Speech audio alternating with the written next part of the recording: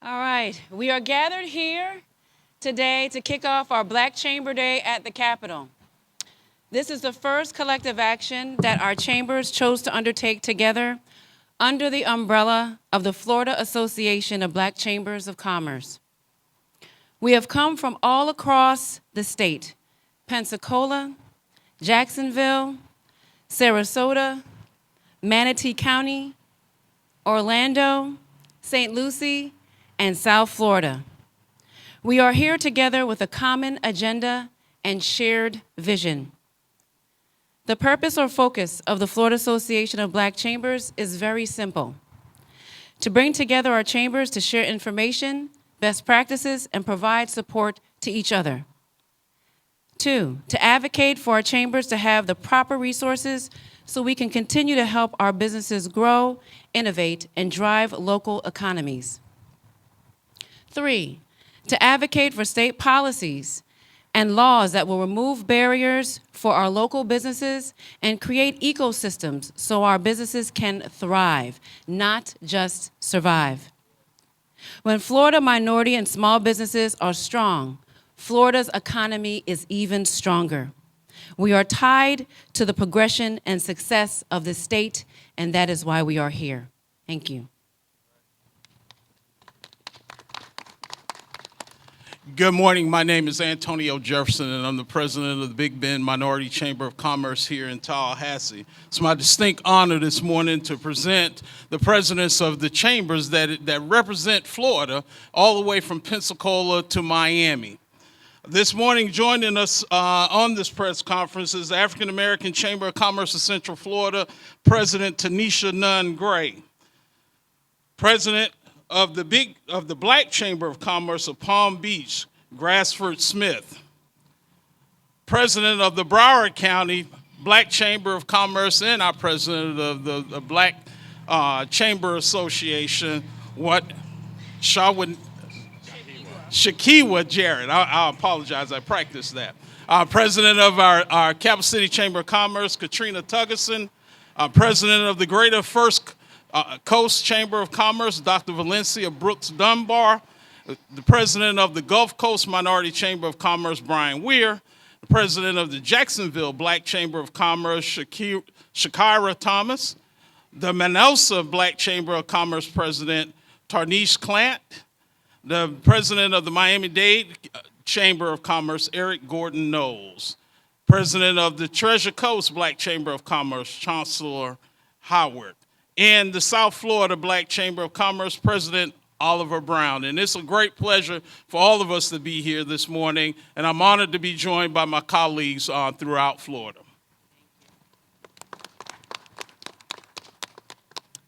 Good morning. My name is Tanisha Nunn Gary, and I'm the president and CEO of the African American Chamber of Central Florida and a proud member of the Florida Association of Black Chambers. Presently, there are 22 Black chambers throughout the state of Florida. Our chambers, like all chambers, help further the interests of small businesses in our local communities. Chambers provide educational, networking, and collaboration opportunities to strengthen our local community. One of the cornerstones of Black chambers is to strengthen economic vitality through advocacy in local politics at a state level, and now in the midst of COVID-19, also at a federal level. During the early days of COVID-19 public health crisis and the economic crisis, our chambers have been hard at work on behalf of our members. We have provided information relevant to the public health crisis, the latest on new public health orders, and what it means to businesses. We have coordinated with local, regional, state, and federal partners to bring resources back to our community, assisting our members with how they can get loans, funding, education, and grants. Our chambers are more than business after hours and ribbon cuttings. We fight for our small businesses every day, advocating for our members and looking for solutions through long-term strategies to build business and workforce resilience. Black chambers are dedicated to the economic empowerment of African American communities, and by joining forces on this historic day of our inaugural Black Chamber Day at the Capitol, on the historic steps of the Capitol here in Tallahassee, Florida on February 1st, kicking off Black History Month, may this be the beginning of what will become one of our annual bipartisan approaches to advocacy to collaborate with policymakers from all political affiliations to advocate for policies that best serve the interests of our Black communities. Thank you.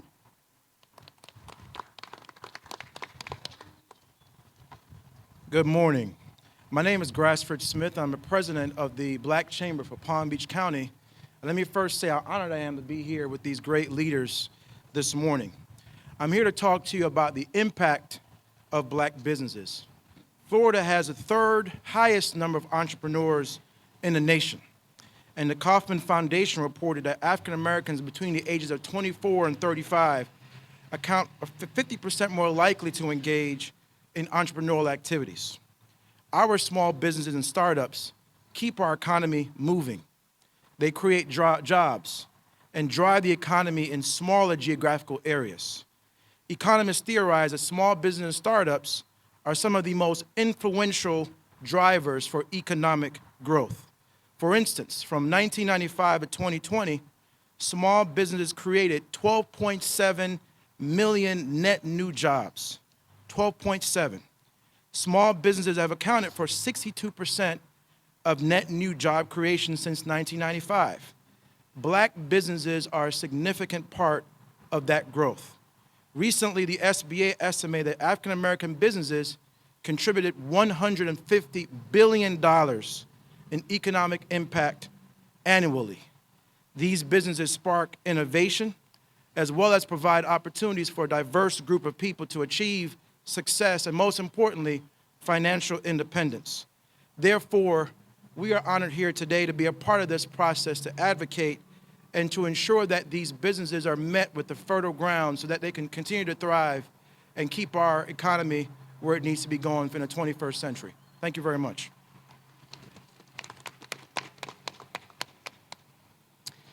So as you can see, my colleagues and I are together and united, and we're here very focused on pushing an agenda that helps our small Black businesses. So we're here today at the Capitol to focus on ensuring that there's equity in procurement practices here at the state and ensuring that the full weight of the state is engulfed and focused on helping our small businesses. There are a few bills that we're supporting this legislative session, and I'm going to share just a few of those today. First, we are supporting SB 202 that was filed by Senator Farmer. It's a small business website development grant. And we know that based on statistics, small businesses usually don't have a website and other basic needs in place. And so this will be a very important bill to push forward for us. Two, we're supporting SB 1570 that was filed by Senator Jones.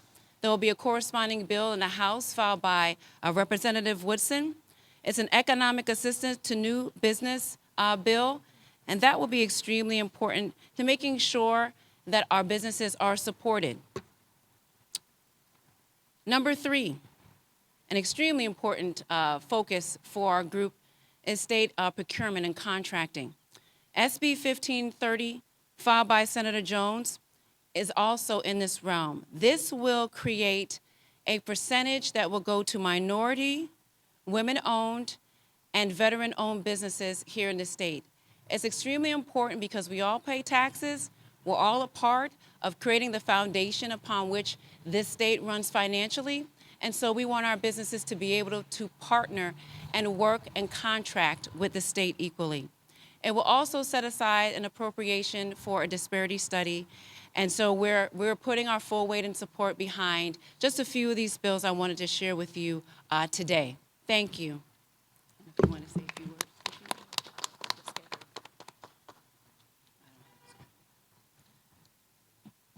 Greetings. Thank you, my colleagues joining me today here in Tallahassee with the team that we bring.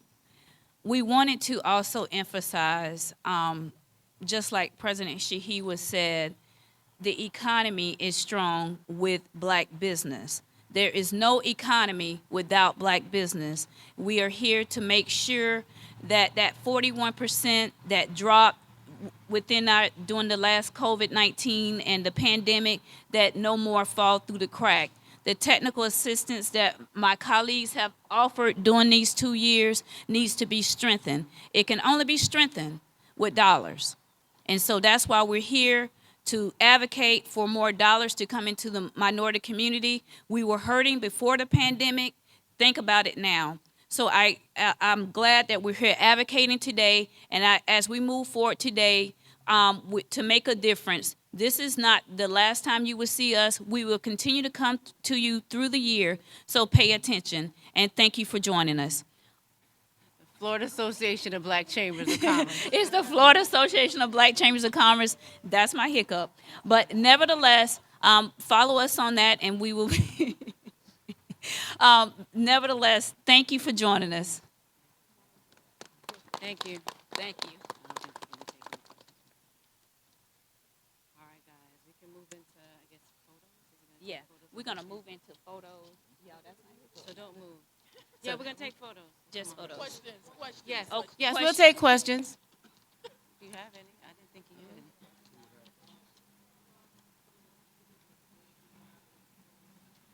Okay.